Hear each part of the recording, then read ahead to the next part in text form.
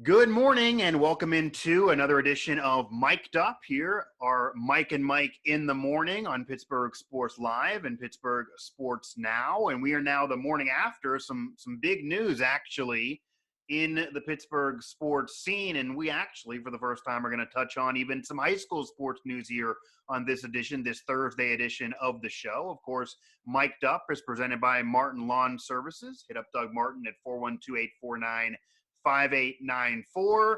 I'm Mike Asti. He's Mike Vukovcan. We are Mike and Mike. We are mic'd up, and I'm sure going to get mic'd up for this show. We are going to touch on some high school news with a distinguished high school coach and a distinguished high school program in the WPIAL in the Western PA region being let go, and the kind of, I guess, aftermath of that, and already the drama and the reports and the gossip mill and the speculation about that, even though we don't have the full news, we're going to touch on it.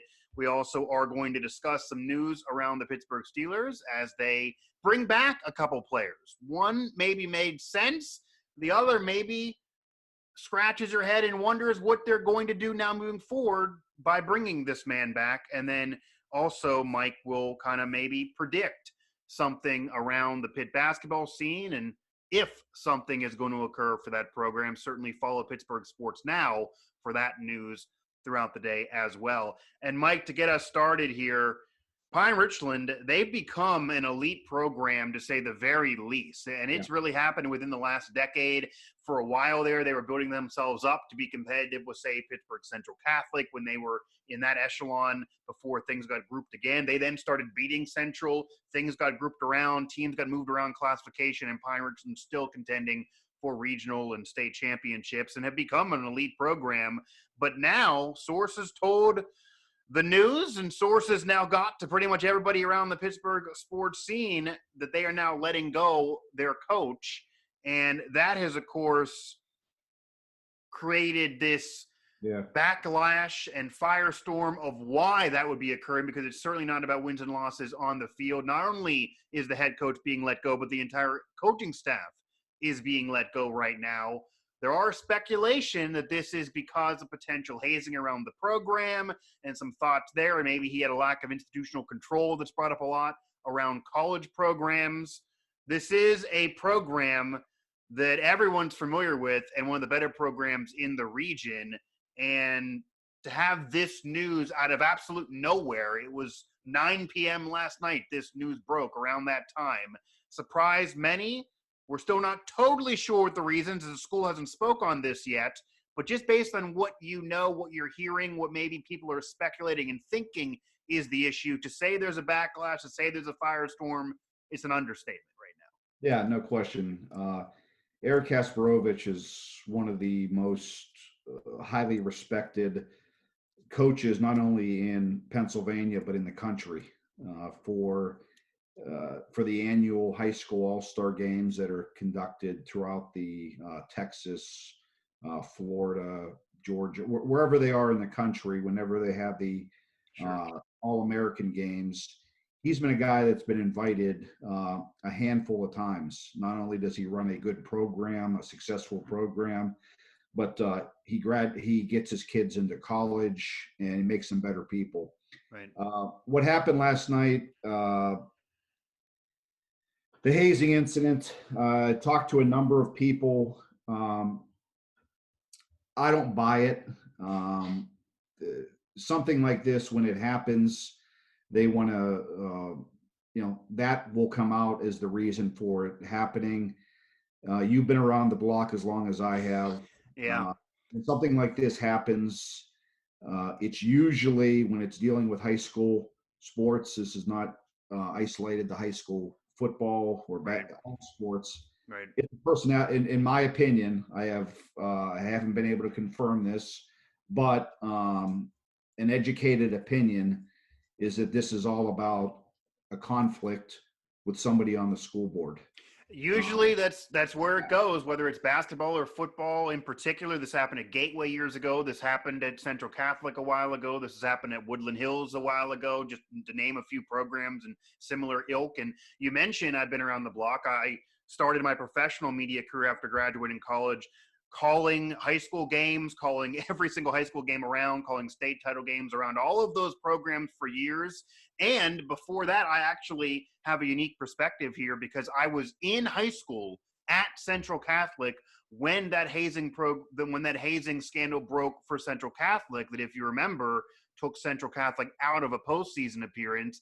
That became a whole scandal that Howard Stern talked about, and that led to some players, Andrew Johnson in particular, leaving the school and transferring, and there was rumors of Morelli maybe coming over to Central. Didn't happen, but I had that perspective of being a high school student when that occurred. And funny enough, Mike, I actually ran cross country and track, so the rumors were that occurred with a player who was going from JV to varsity, and the Central Catholic's cross country team and the junior varsity football team had the same locker room. So we were like going in and out, and like I knew a lot of those people, and we might have been in there at the same times.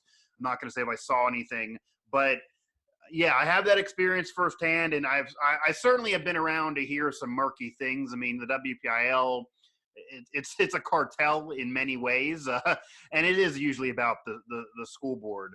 But yeah, I talked to players last night. Nuts. I talked to players on the team, and the stories on Pittsburgh sports now, but yeah, players on the team believe that they've seen. They believe that this has been something that's been ongoing for a couple of years. People within the school board have been just looking for something, to get him on. I want to see. I'm going to start doing some things to see if there's any correlation between school board members, players on the team, maybe kids not playing. But I find it very hard to believe that it has anything to do with hazing, and it's a shame. They were the gold standard of all programs. Yeah, you're messing up a good thing. Yeah, brought them national attention as far as getting them playing national games, national TV, and the amount of kids he put in college, which is the most important thing. And he's successful. He had an 800 winning percentage out there, won 4 WPIAL championships, 2 state titles. It's not always about winning, but no. If you talk to them, his players, I haven't been able to find a player that had anything. He said the guy doesn't even yell at practice. He's a good, and one thing you can tell is, I can assure you, is that if he wants to get back into coaching, he is not going to be out of coaching. No. I'm telling you right now, I've written this in columns before. If I was Pat Narduzzi, I would be finding him to get him on my staff. Yeah, he could definitely help recruiting. Yeah, he could definitely help recruiting, but I mean, he could get a head coach job at another high school, whether it be in Western PA or not, pretty quickly. As you mentioned, 2 state titles, WPIAL contention every single year, doing it at a program that didn't necessarily have the pedigree of success prior to him getting there. It had been a while. And yeah, you mentioned, I mean, thinking of great coaches out there, Art Walker, Render, they yell, they get aggressive. That's not really the case with this particular coach here. And yet you see players praising him, and maybe they're, for the naysayer, they could say, well, of course, the players that you're talking to as media members, you're going to talk to the players that, of course, they're going to like a coach that they can win with, that can get to the next level, that can prepare them, etc. Maybe that's the case. And also, Mike, as we both, been kids too, we've been teenagers, maybe some of the players that you're speaking to, I'm sure they're also going to cover for their friend. If they see their friend doing something, they're going to cover for him. They're not going to come out and say that kid was hazing this other kid. That happened at the Central scandal. Nobody was really honest about what's going on. Still, it's kind of under wraps. Still, I know more than I'm willing to say on this show. So you're always going to have that. But I think one question I do want to ask you, because let's be real too, there's hazing.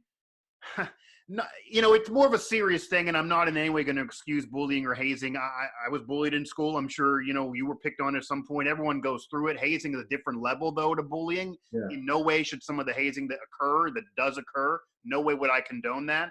But there's hazing at more programs than get caught. I know for a fact when Central Catholic was suspended from being in the postseason for hazing, there were friends of mine who were committing hazing infractions on major football teams that exact same time on other programs that were winning and didn't get suspended because no one whistle blew on the situation. So that goes on. My question to you, being real and knowing that it goes on and it may have gone on for years, and if it has, I'm not excusing it, but what's your thoughts on the timing? Because they're not saying that hazing just occurred yesterday and that's it. They're saying this has been years of hazing. So if that's the case, what is the deal with the timing out of nowhere? Late Wednesday night in the middle of an off season after a pandemic. This is a program that he's won 2 state titles with and is still an elite program. What's the deal with the timing? It just seems out of nowhere to me. Yeah, I will continue. I'm going to continue to work on this throughout today, and I'm going to reach out to some of the school board members. I don't know. I can't comment on that because I don't know. All I know is that they were supposed to actually meet him last night at 8:00 to discuss this. Some players, his quarterback Cole Spencer was one of them.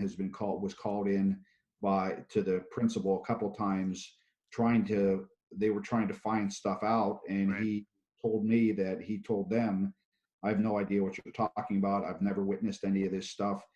So they were looking into this, and they were supposed to meet with Kasperowicz last night at 8:00. But instead of meeting with him, they sent him and his staff an email, canceled the meeting, and sent him an email and didn't tell him face to face. Yeah, the whole staff too was important. They fired him over email, which I think is another. I think that's a chicken shit way out. Yeah, it's the old school firing someone on fax machine. If you tell a guy that's done as much as he has for your program, if you have reason to fire him or whatever, you're going to do that. Do it to his face. Call him, meet with him like you were supposed to, and not over an email. But we haven't heard the last of this.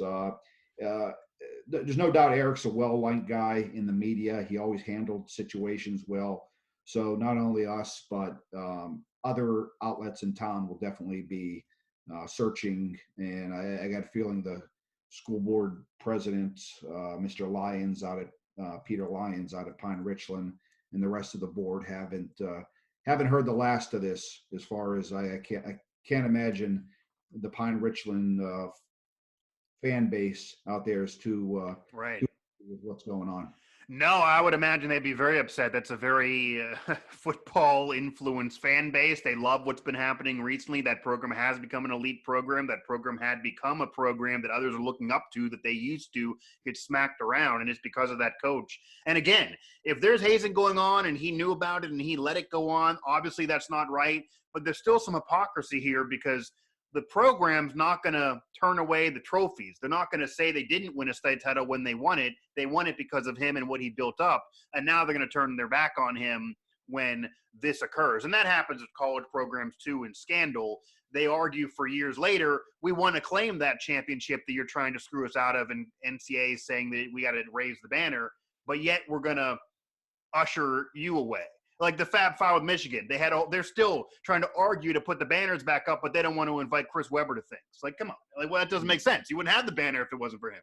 So that hypocrisy, I'm sure, is going to exist with this as well. It will be interesting as the news keeps unraveling. We're certainly going to have that for you over there at Pittsburgh Sports Now, and this is just going to keep on moving. And honestly, first thing I thought of when you see Pine Richland or a school like that trending nationally, certainly on Twitter, is I thought it was going to be somebody accusing of some recruiting violation or something like that over again, which was the drama a couple weeks ago. And of course, everybody recruits. It's not just private schools. But no, this is something that is a program kind of doing it to themselves. So we'll see if there's evidence there.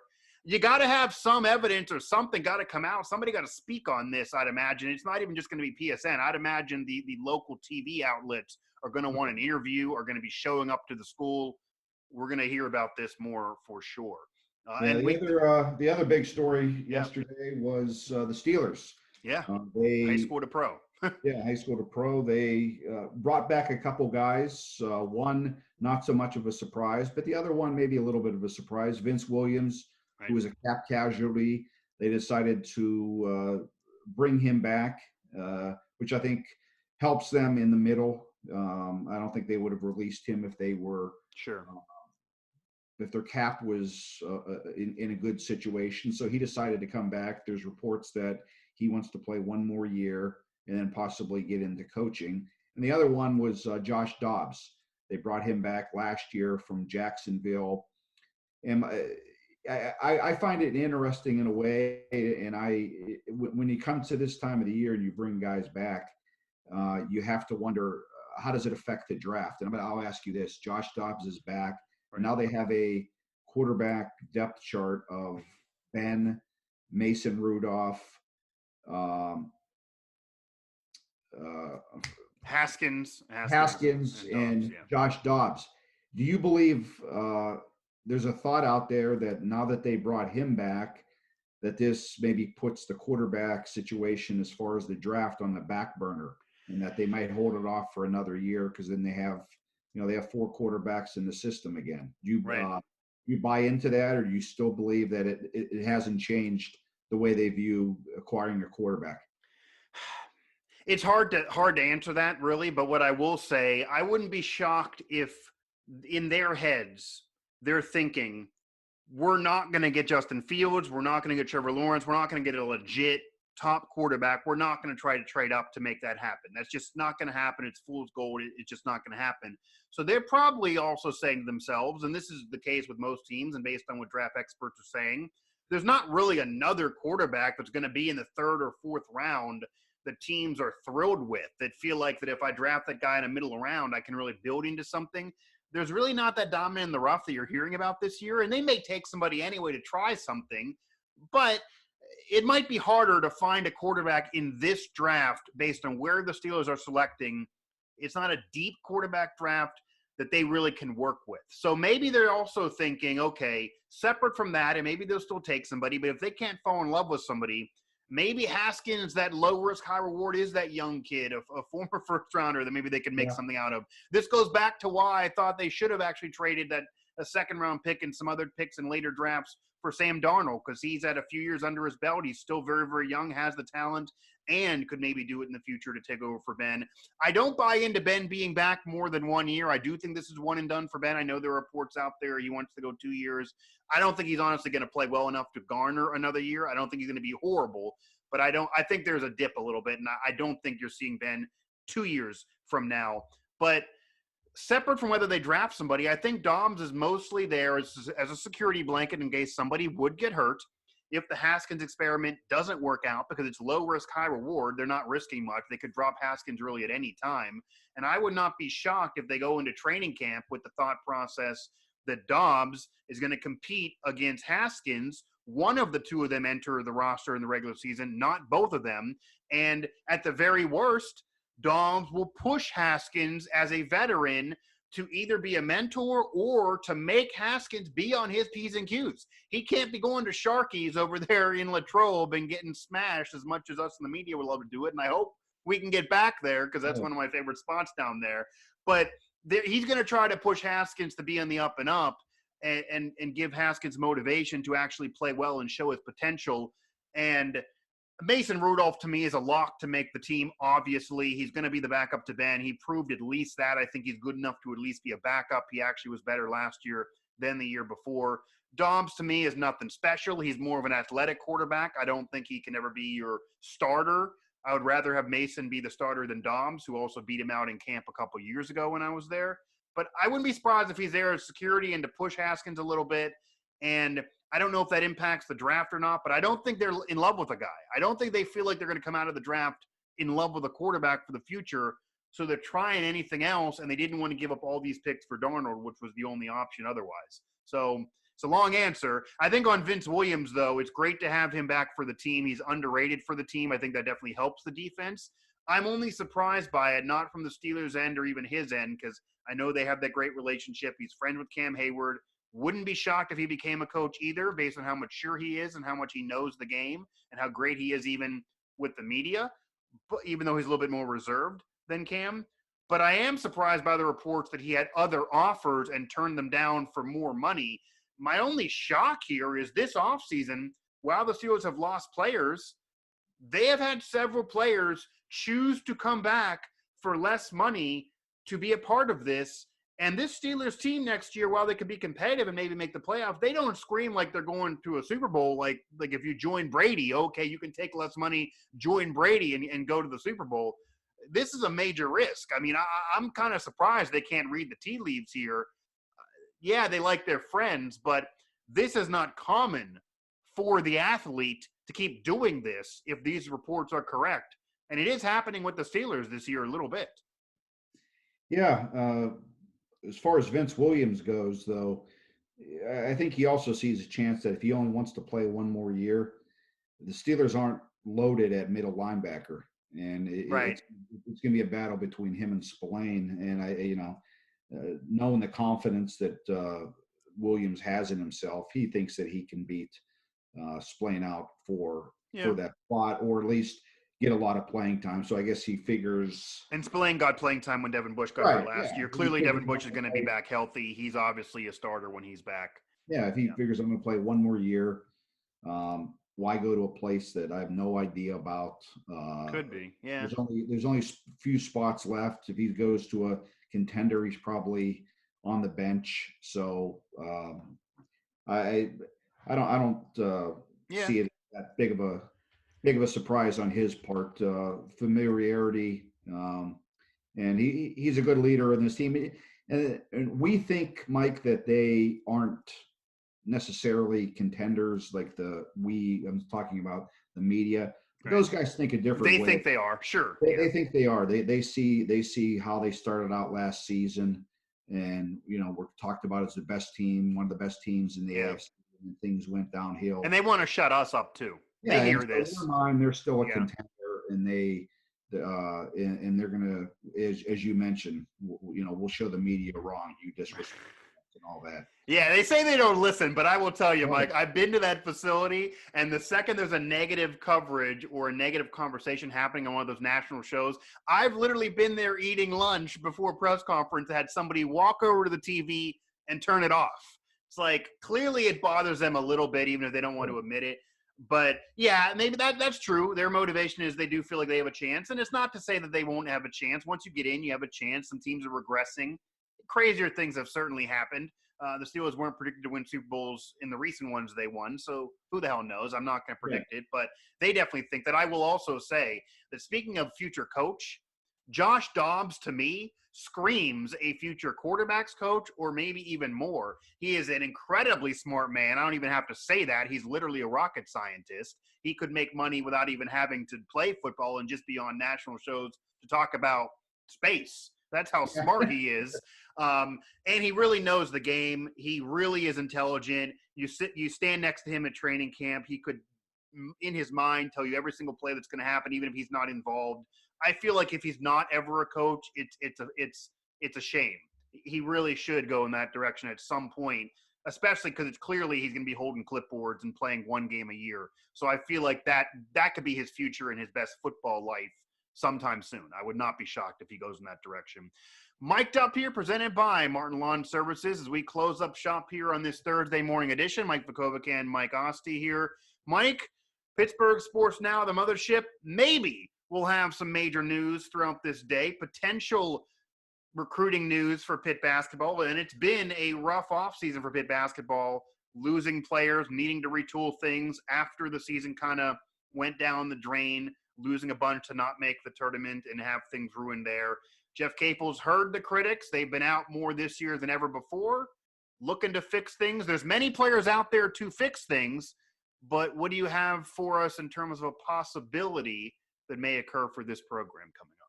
Well, there's a big decision today, and as we've been reporting on, it seems like for a while now, but Efton Reed, he's a Pitt fans.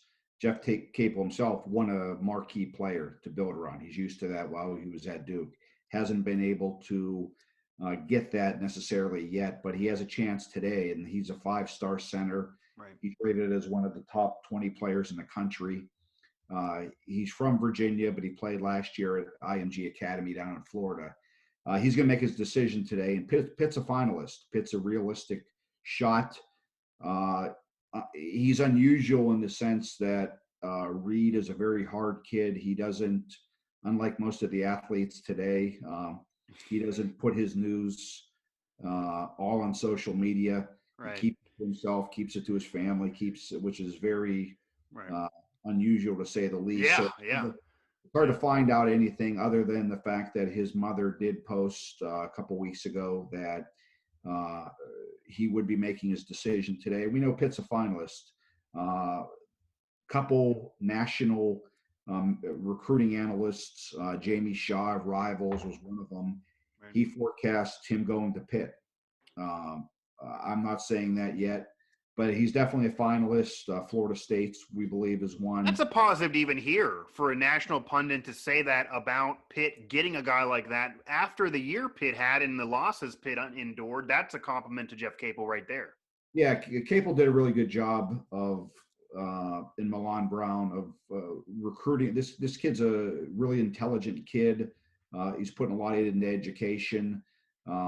Comes from a good family, and Jeff did a good job of recruiting the family and life after basketball, but also being able to get this kid to the NBA.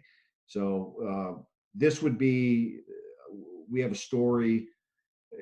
It would probably be the biggest recruit in Pitt history as far as national attention goes. Steven Adams before that was the biggest one. He was he's in the NBA, of course, right? Yeah, and Jamie Dixon was able to get him in large part because of his relationship playing with Steven's dad over in New Zealand. But he was the biggest player ever to come to Pitt, commit to Pitt. He was a 5-star kid. In football, they've gotten a few, but this kid is a really big-time kid. And when you get guys like him, as you know, Mike, they attract other kids. Right. That's exactly it. Open up the eyes of other kids and say, well, if he went there and I want to play with this kid, it could be a springboard for Capel. It's the opening that he in the program is hoping for. This kid would be able to step in next year, obviously, and fill the gap at center. Now it's just a matter of, is he going to be the guy to finally commit to Pitt? And we'll find out sometime today. We have no idea when he's going to commit. He didn't say 3:30 or 2 or it's just a matter of sometime today. Efton Reed is going to decide, and Pitt's an option. I'm not saying he's going to commit there. Other people have predicted that. I haven't gotten that yet, so I'm not going on that limb yet. But as you mentioned, it's a good sign, the fact that they're even in the running for a national recruit like him. Yeah, and it could be, again, we don't hear much from this kid, but it could be the maturation process of a Justin Champagnie, not as a recruit, but as a player. Maybe recruits are starting to see, this guy, Jeff Capel, once I get there, he can make me a much better player and get me to the next level. So that could also help bring kids in. And as you mentioned, it's not, if you land a kid like this, it's not so much that he has to get on the phone and recruit all his friends and get all the 5 stars, McDonald All-Americans to be there. It just could simply be seeing this happen and another kid's impressed by it. They don't even have to know him at all or get on the phone with him or talk at all. Unfortunately, though, very, very unlikely to see this video on Pittsburgh Sports Live because, as you did tell me before we started, he's not somebody that's really going to want to do that. So we're basically going to have the story if it does happen, or if it does not happen, how that will connect. Get over there to Pittsburgh Sports Now for that news. Also follow, of course, from Twitter at PGH Sports Now. When it immediately breaks, that probably will be the first place to go to see what happens. But it'll be a big deal for Pitt. And I honestly think there's a positive here either way, because they're even in this conversation and some are picking him. Even if he wouldn't pick Pitt, it's hard to say it's a loss either way, because most programs who lose 9 games in the last few months, have lost out the last 2 years, that haven't been that great recently, probably aren't in the running for a kid like this. So that's a testament to Jeff Capel. They're even in the running, and it could resurrect the program, and it could give you dreams of hopes of seeing him and Justin Champagnie somehow play together, and what that could have been, if that could occur. Maybe it won't, but that would be certainly fantastic to have 2-star players, because the issue was so much, did Champagnie really have a Robin to his Batman? Was Xavier Johnson really enough for that guy? He's no longer there. It'll be interesting for sure. Yeah, this definitely take some of the pressure off of Capel from Pitt fans. They want him to land that big player. They're in a position to do it now, and we'll find out who who Reed goes with today. Right. Well, they hear so much about Capo's recruiting, and even Alan and I talked about on past shows that, while you cannot excuse losing those games and he should have done better on the court, he's going to make up for it in recruiting. Well, this would be an example. This would finally be able to say, well, here he did it, rather than it's going to happen. So I think that would be big for not only the program and for Capo, but even for people trying to argue, hey, calm down, Pitt fans. There would be some evidence here recently, and if it would occur. So again, check out Pittsburgh Sports Now for the news of if that occurs for Pitt basketball, and hit up all the Now family of network sites to check out all the news throughout the day. Most importantly, of course, Steelers Now, with a lot of news churning here around the Steelers and what's going on headed into the NFL draft. That'll do it for this show here. We talked some high school. I was excited to do that, even though it's off a scandal. But we got some high school. We talked everything here on this show at some point or another. For Mike Vukovcan, I'm Mike Asti. Of course, this show presented by Martin Lawn Services. Hit up Doug Martin, 412-849-5894 for PSL and PSN and all throughout the Now Network. Have a good day. Have a good cup of coffee to reinvigorate yourself, and we'll see you later.